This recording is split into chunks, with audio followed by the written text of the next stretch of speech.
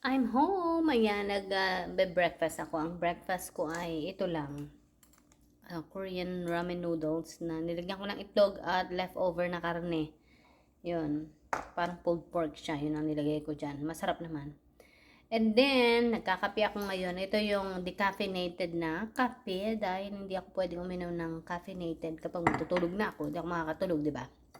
Kaya, decaffeinated ang iniinom ko. And then, sa tinagal-tagal ko dito sa Amerika, ngayon ko lang natikman itong coffee creamer ng oat milk. Oat milk creamer. Masarap pala siya.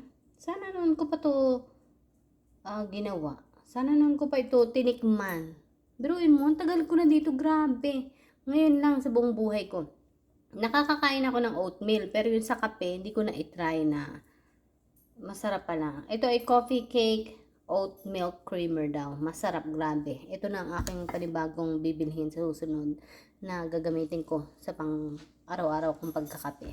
So, yun. Kain na ako at matutulog pagkakain. Maliligo pala muna. Tapos, tutulog. Yun. Bye!